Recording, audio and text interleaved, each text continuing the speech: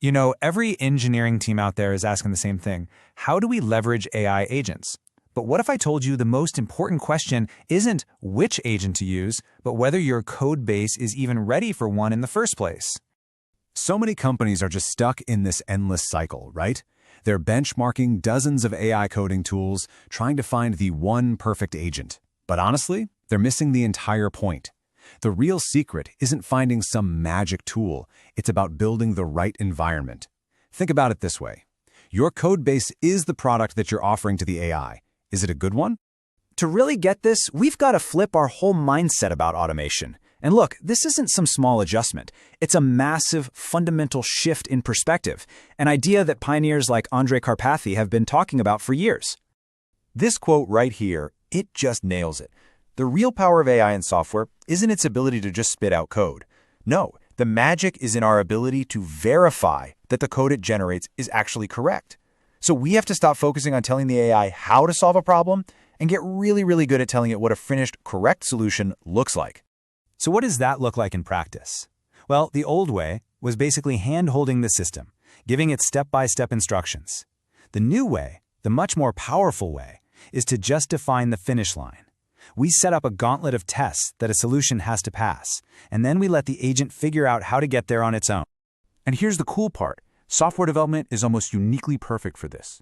I mean, we've spent decades building all the tools for verification, unit tests, integration tests, linters, CI/CD pipelines, you name it. This is the very bedrock that makes software agents the most advanced in the world today. We already have the infrastructure for success sitting right there. Okay, but hold on. If software is so easy to verify, why do AI agents constantly stumble and fail when you drop them into real-world codebases? Why isn't this problem already solved? Well, the answer lies in all the little gaps and imperfections that we humans have learned to tolerate. Take a look at this number. This is the typical test coverage in a lot of code bases.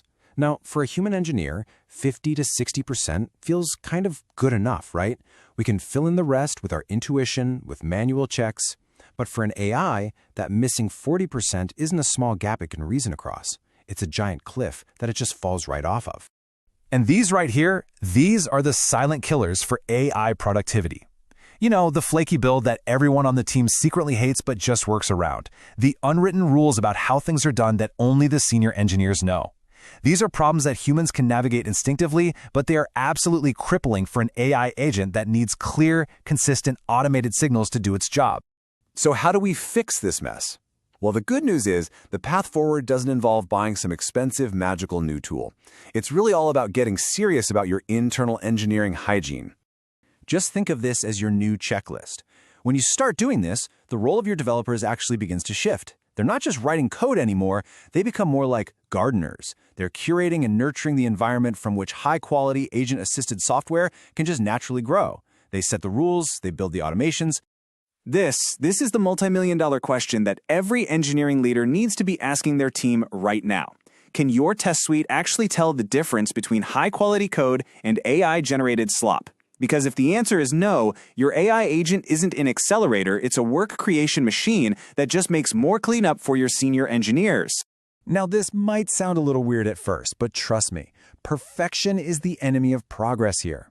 A simple, maybe even ugly slop test that just catches the most obvious glaring errors is infinitely better than having no test at all. Why? Because it creates the first rung on the ladder.